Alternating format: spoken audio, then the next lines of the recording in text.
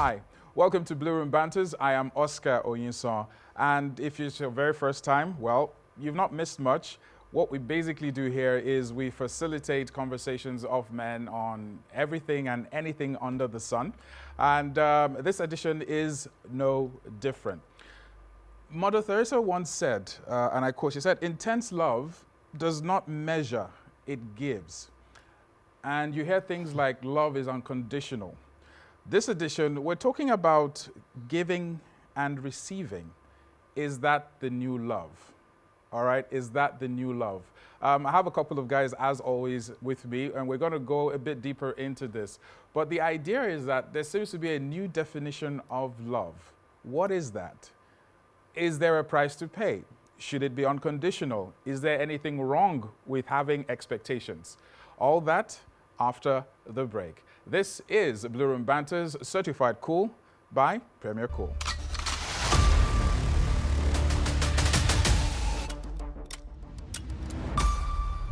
Great to have you back. Now it's time to ready up your senses and keep an open mind.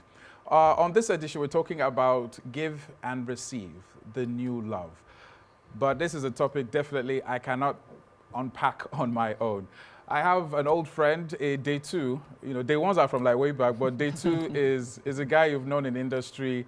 He's been doing this like, I think, 600 years, give or take, in broadcasting. You know the name Shola Thompson. More recently, he's more into filmmaking and a vegetarian, if I might add. Congrats on that. Hey, man. Thank you, man. Like, Appreciate we used to eat it. meat and burger, or like, I know, right? now you're like all sexy and Hey, healthy it's the new life. We're making loving us feel it. bad. Why? Eventually, you give in. I'll You get give you to in. give in to being But a how's that vegetarian. journey been, man? Like, we're both foodies, like, Yeah, but now, vegetarian, huh? it's all part of my quest for, real discovery of, the kind of person I am, and so it's actually just supposed to be something good for the mind. And I've been getting a lot of good results. Fantastic. And talking about results, the film industry, Yeah. kicked off as a critic, now you're making films. Yes. How is that? Oh, it's very tricky because you have a lot of people like, all right, man, so, you used to say all these things. Let's see you step up to the plate. So obviously the expectations are high, but, I'm pretty sure we will meet up. Thanks. Good to have you back on Blue Room Banters. A pleasure. And I have yet another gentleman in my world of master of ceremonies. We call them MCs. He goes by the name The Black MC. Damilare, how are you, man? I'm good. Good to see you and good to be here too. Great to have you here, man. COVID was hard for us, man. Yeah, COVID was hard for everybody. I know it sounds old, but you can't understand as an MC. No, you can't. There are no events, you are no done. events and you're just done. You're just at home emceeing your family, But that's not all you do. I know there's a bit of PR in there. Yeah, I do a lot of PR, a lot of media. I'm also a public affairs commentator, Everything is trending with politics and social media these days, so we just say a bit of everything here and there. When you get to an event where you said something about something and you now have to stay in front of some people that you don't, how do you balance that, the PR emceeing thing? You just become very diplomatic there and just make them laugh. Just tell them, smile and say, I didn't say that thing online. It was just, it wasn't that serious. There's nothing serious. And of course, we have Sukomi here. He heads production at Underdog, a very prominent production company. And that's not all you do. Yes. Or should I say that's all you do? No, that's not what I do. I'm a filmmaker as well, and I create content. So you've not worked with Shola? No, but Not we don't meet now. So We don't. The collab. Next. What was the last major movie you did? The last major movie I did was a film called Lost in London. Lost in London. Yeah. All right, so thanks a lot, guys. Look, the truth is, everybody wants to be loved. We grew up with the notion of love as most likely like a one-way street. Unconditional love from your mother, you expect it from your girlfriend or your boyfriend. But there seems to be a trend, and I don't know whether it's a trend or the revelation is coming out, where there seems to be like a give and receive. Love has become transactional. People are not just loving in thin air. There needs to be something they're gaining from it, something they're receiving. But let me start with just this question. What did you understand by love? Let's start with way back before now. What was love to you, Shola? Honestly, love to me back then was it's selfless, and at the same time as well, It felt like something, let's be honest, it felt like something that everybody would experience, you know, once in their life. And there was a purity about it at the time. And then also to get it, at the time, I didn't think it was going to be a lot of work. If you know what I mean. I didn't think it was, you know, so I just figured it was one of those things that, you know, you choose as opposed to things that people actually look for. You know what I mean? Like, it's there, you choose whether you want to be loved, but now with recent times and everything going on, you realize you actually not only have to work hard for it, also the concept has been redefined over the years. And at the same time also, you now have people having different adulterated versions of it, and people don't even know what it is, and it's scary. So basically it's like, it's a very rare commodity right now, and a lot of people have it all wrong, but yeah, that's my take. Rare commodity.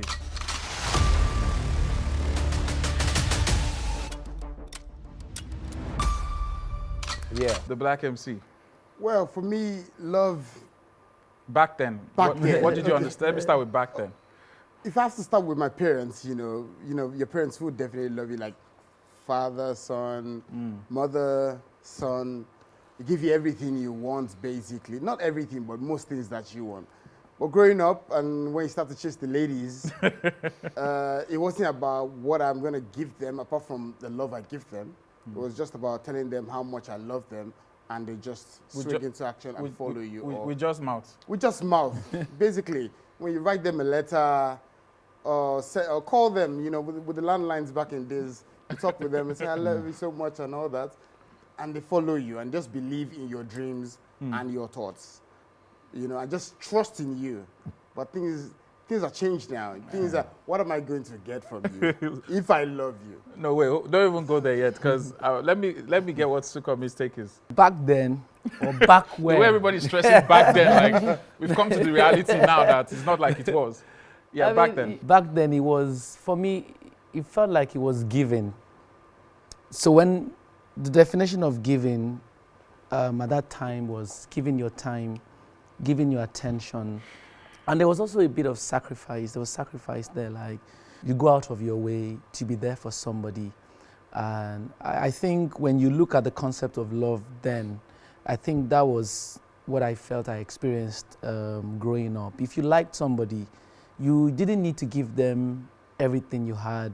You know, it was more of you just being there, showing up, you know, and not so much. Like he said, it's a lot redefined now, but growing up, it was really much more about you just caring for somebody and just hoping to receive that, just like a mutual feeling. You know, if I care for you, I expect you to.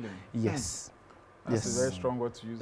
Well, yes, I think growing up, that's how I felt love.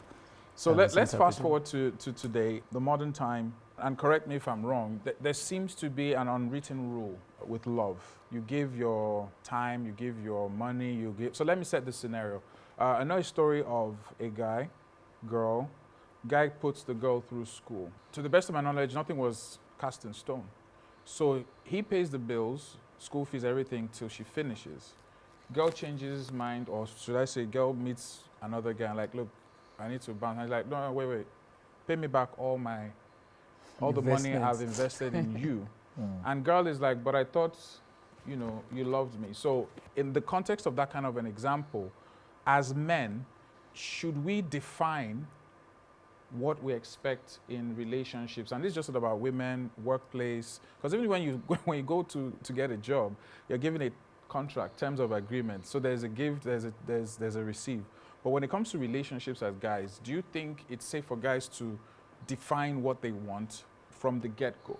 But let's be honest, from the lady's side, she got educated, she got what she wanted, maybe the love went somewhere, and then? So would you back him up and say, if he was your guy and said, guy, that babe, I won't collect all my money, what would you think it's too petty, or would you say it's within his right? The reason I'll say it's petty is, so imagine she played along, right? Imagine she said, all right, it's marriage you want now, Abi? All right, no problem.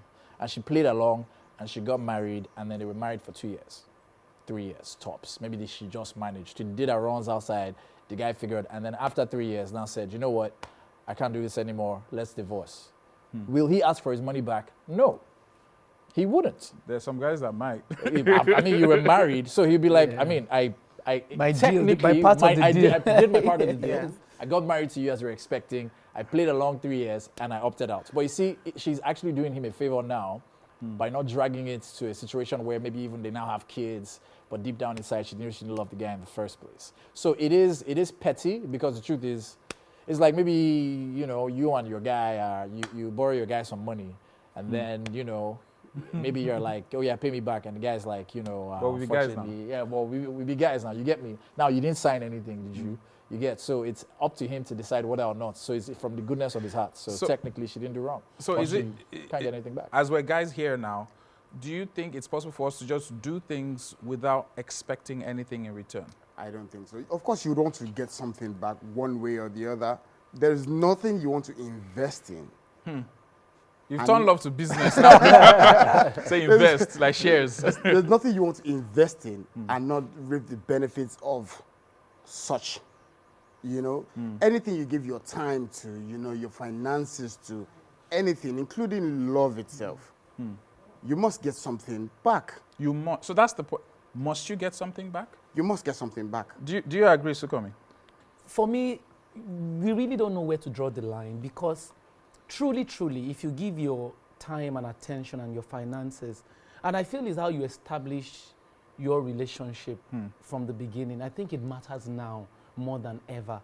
Because if you are with somebody that, oh, we've not gone out on a date today, it's my birthday, you really didn't get me what you got me. Oh, this that's a time. good one. Birthdays. Yeah. I'm dating you, so there's an unwritten rule. I mean, for the lawyers, I remember a bit of law. There's a verbal Yeah. contract Yeah. where it's implied that every year you must get me a gift. See, it's who agreed crazy. with you? It's and so that's it. So the moment that is beginning to happen as a guy, it's more than the emotions you're putting in. There is an extra.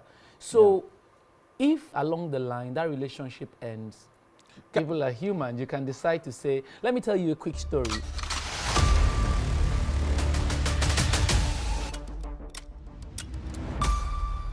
A bike guy, Bike. yes, delivery Okada, guy, okay. delivery guy, okay. was about to get married. This is true. This is true. And he does everything for the marriage. He's been supporting this girl, set up a business for her and everything. Every money he made from his delivery money, he kept sending it back to the village, and they had the wedding planned. You know, and then this guy journeys back home, all his savings for the year, travels during one of these holidays and gets there and discovers that the lady is pregnant for someone else. As we speak, he's in the village. They're settling it. Could he said- be- could- said- yeah, he wants all his money back. He's in the village. Yes. Not on the set of Blue Room Banter speaking right now. No, he wants all. The case is from personal. You know the story what would so you- well. He's passionating you, so I'm like, I'm just kidding. Because you then feel like, okay, is he wrong to have taken her to the police station to say, look, until this lady and her family, until they give me my head, I've invested too much. So that's the current situation. So she took the family to the police station Yes. and wants every investment back. Yes. Shola, do you think it's within his rights? Oh, Because no, we need in to hear this case- we need to in hear this this case, girl's In side. this case, it is within his rights. She because took in from another he guy. knew, they both knew what it was. I mean, he wasn't even around. It's Yeah. like, all right, you are in the village, you are my investment, I'm sending money, I'm working for this. So it was there. It wasn't one of those more maybe modern or urban type relationships where it's like, okay, we can assume where we are. We don't have to put a label to this. No, there was a label. You are my fiance, you are in the village, I'm taking care of you. And he was sending the money there.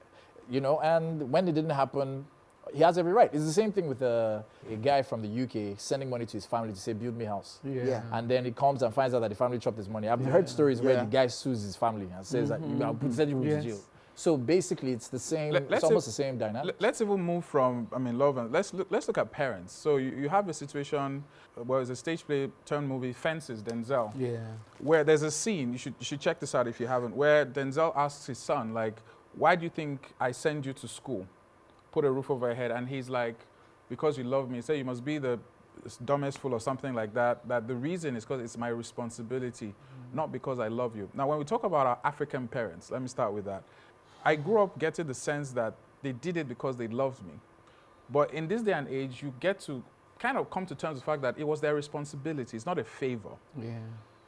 that is a give and a receive scenario. So I'll replace that they love me with they're living up to their responsibility.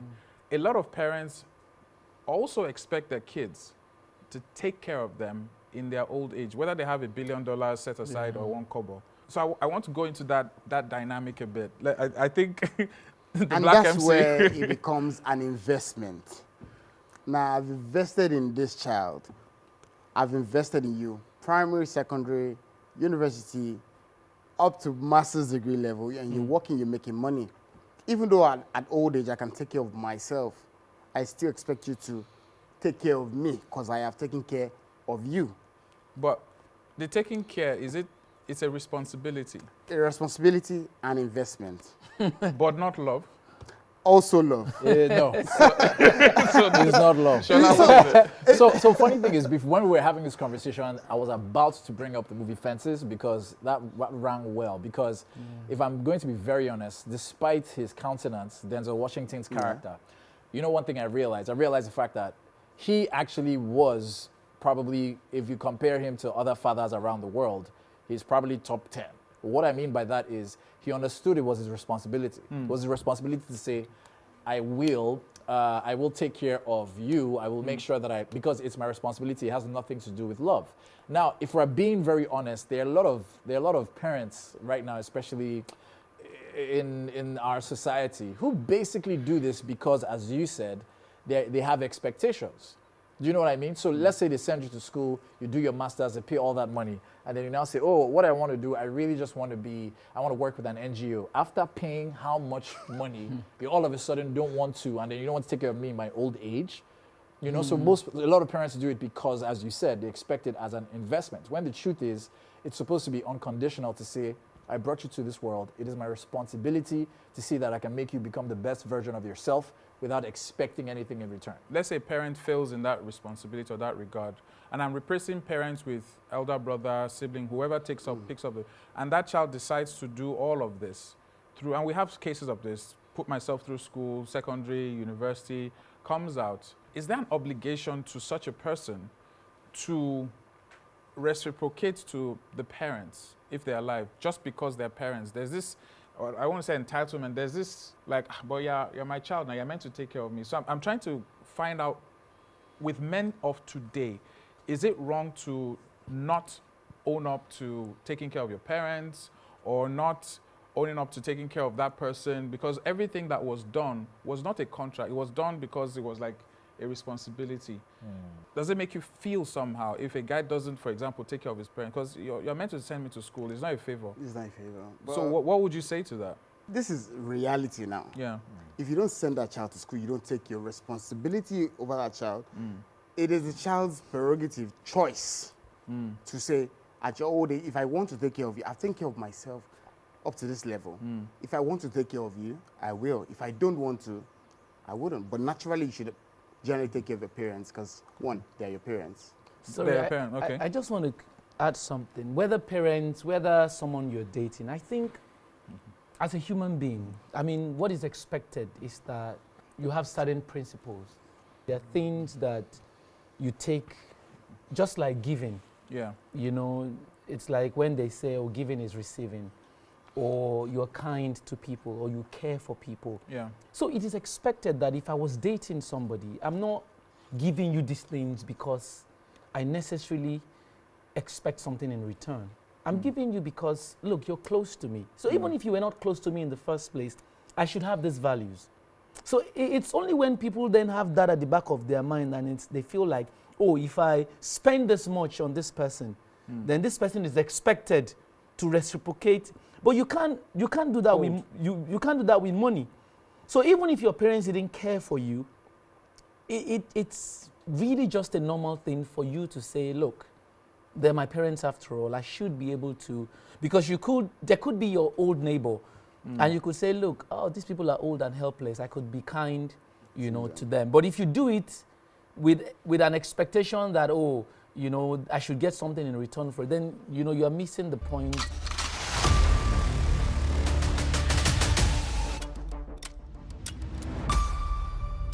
What is the definition of love to you now, based on what you understand? It's love void of transactions, it's unconditional. Anything that has a contract underlining, then don't call it love. Call it, I don't know, whatever it is, but don't call it love. So what is love to you guys now? So I put up a post recently on my Instagram to say, okay, selfless, there's no such thing as a selfless good deed, right? Everything you do, you're doing it because either to make you feel good that you did it or you have expectations. Even let's take it to religion, right? I do good. What happens? I go to heaven, right? That person looks like they need food. Let me help this person because they're hungry. You know, a lot of people be like, let me help this person because they're hungry, and they're looking up like, God, see what I did, oh. So remember, you know, I hooked that guy up. On the last day. You know, so there's On the last day. on the last day, you know, even in most places now, you say, okay, if you pay this, give, and it'll come back to you, good measure, you know, and then it's like, I give now, I should expect that I will collect something. So almost everything is transactional.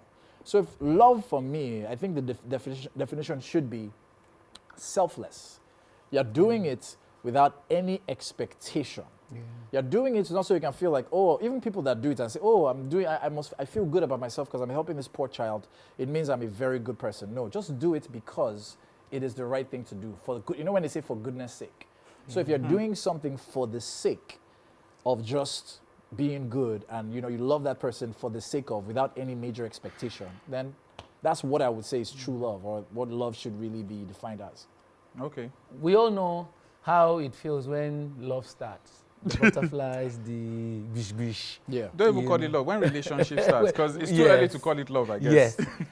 But by the time you get into it, you realize that all that fizzles out. What remains is that selflessness that it speaks about, the kindness. You know, because at the end of the day, you start seeing yourself, you say, me. I'm the one washing a plate. I'm the one, you know, spending extra time. And there, it's no longer love. Well, I'm not, it's love, but it's not that, you know, that love that you started with, like, oh, I The just want to be butterflies. with this person. Sometimes as a married man, you're like, I just want to have my own time. I want to be with my guys. But the moment you are in that relationship, that doesn't matter anymore. You know, the fact that you care for your kids, the fact that you care for the person that you call your wife becomes a priority. So I do feel like people should measure how they get into relationships or into love, and don't do past yourself. You know, don't say because you can't afford or you want to impress. You know, love is not about impressing someone. It's not about showing off to somebody, you know, or showing them off to the world like, oh, look at my prized possession. Possession. So I'm spending this on them. I'm buying them gold chain. And you see what's happening on social media. People are quick to show off, oh, my boyfriend got me this. See all those surprise things. And people do that for the glam. Maybe there's a self-gratification that comes with it. But at the end of the day, when they chop the breakfast, the repercussion is them demanding. But in You that, know. it's safe to say that in that moment, some might say that they genuinely, you know, they're really happy about showing other people, because I've suffered in silence. I mean, I've suffered in public, so let me celebrate in public. Yeah, But anyway, Black MC. Well, for me now, love is everything. Love is beautiful. Love is sweet. Love can be everything. Love can be like strawberry, but there's no love like the Titanic love anymore.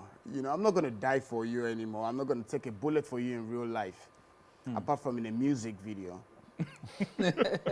For real. Even music video, there's contracts. Even music video, cut, and replay it. But the truth is, if you love someone, you should just give yourself everything. Give the person everything you want, everything you have. Or everything you can. Or everything you can. No do past yourself, like you just said. You know, at the end of the day, maybe some part of the love is transactional. Would you say love is transactional, Shola, in a nutshell? No, I don't think it is.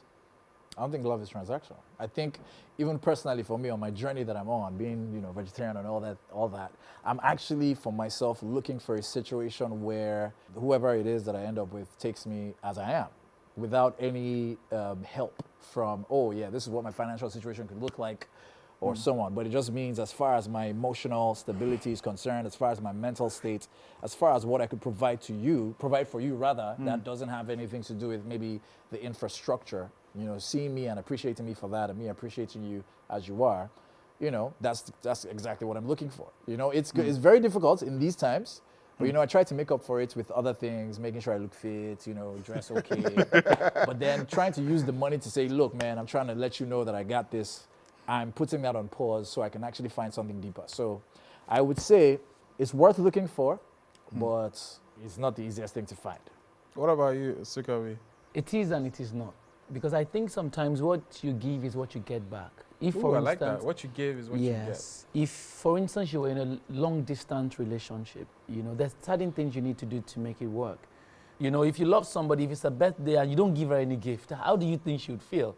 So in that sense, there is something that you're giving. You know, that extra time that you take, you know, even when you're in a board meeting and you go and make a call, you're giving something. If you don't get that back in return, you're hurt.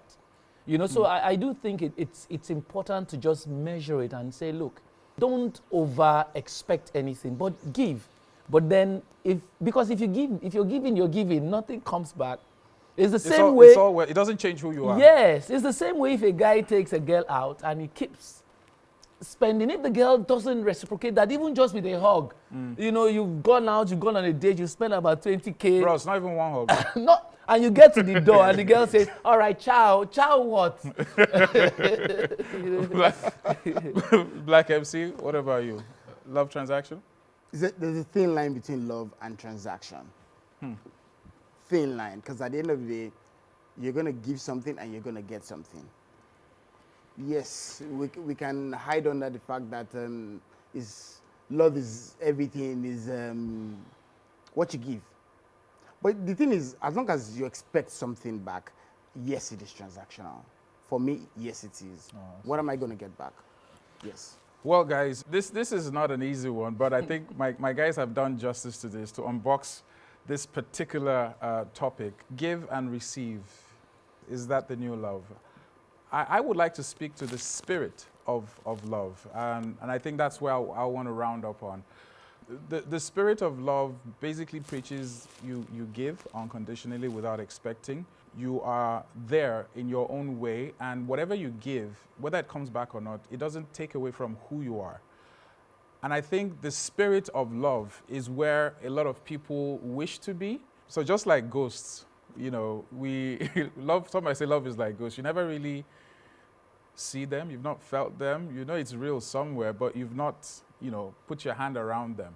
But at the end of the day, I think you need to be true to yourself. I think you need to manage your expectations. And the true love in itself is unconditional. Anything outside that is not love. Call it what it is. What that is, that's definitely up to you.